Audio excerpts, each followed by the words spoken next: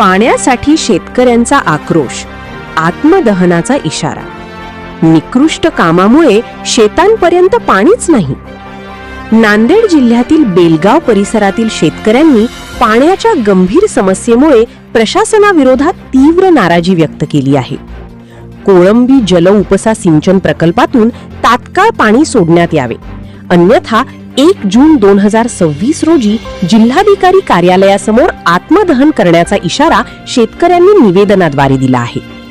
शेतकऱ्यांच्या म्हणण्यानुसार प्रकल्पाचे काम पूर्ण होऊनही अद्याप शेतीपर्यंत पाणी पोहोचलेले नाही। संबंधित कामात निकृष्ट दर्जाच्या पाईपांचा वापर झाल्याने अनेक ठिकाणी गळती होत असून मोठ्या प्रमाणात पाणी वाया जात आहे। त्यामुळे शेती आणि जनावरांच्या पाण्याचा प्रश्न अधिक गंभीर बनला आहे। दुष्काळी परिस्थितीमुळे शेतकरी हवालदिल झाले असून प्रशासनाने तात्काळ लक्ष देऊन पाण्याची पाळी सोडावी अशी मागणी करण्यात आली आहे, अन्यथा तीव्र आंदोलन छेडण्याचा इशाराही निवेदनात देण्यात आला आहे। बळेगाव प्रकल्पाच्या कामाची दुरुस्ती झालीच पाहिजे, संबंधित गुन्हेगारांवर कार्यवाही झालीच पाहिजे, संबंधित अधिकाऱ्याला निलंबित केलंच पाहिजे।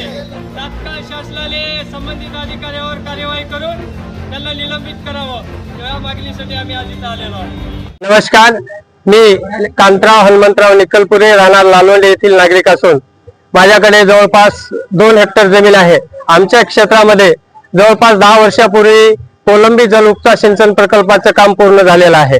जवळपास ह्या प्रकल्पाचं काम होऊन 5 वर्ष पूर्ण झाले असून अद्याप शेतकऱ्याला शाश्वत पाणी मिळत नाही। याचं मुख्य कारण म्हणजे लिफ्ट इरिगेशनचं काम हे निकृष्ट दर्जाचं झालेलं आहे।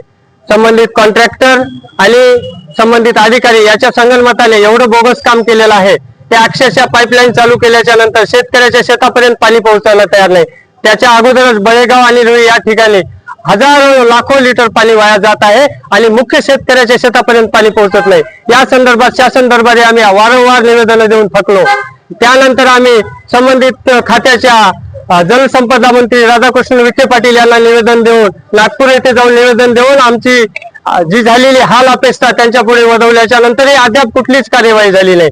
तर आमची प्रमुख मागणी आहे की संबंधित गुत्तेदाराला ब्लॅकलिस्ट मध्ये टाकून जोपर्यंत ह्या प्रकल्पाचं काम पूर्ण होणार नाही तोपर्यंत ब्लॅकलिस्ट मध्ये टाका।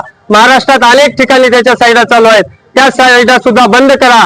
जोपर्यंत हे प्रकल्पाचं काम पूर्ण होऊन शेतकऱ्याला शाश्वत पाण्याची पाणी मिळणार नाही तोपर्यंत त्याला ब्लॅकलिस्ट मध्ये टाकावं एवढी मागणी आहे। ही जर मागणी पूर्ण नाही झाली तर आम्हाला आज शेतकऱ्याला जनावराला प्यायला पाणी नाही, त्याकरता 1 तारखेपर्यंत पाणी सोडण्यात यावं, अन्यथा 1 तारखेला आम्ही कलेक्टर ऑफिस येथे येऊन आत्मदहन करण्याचा इशारा आज जिल्हाधिकारी साहेबाला दिलेला आहे।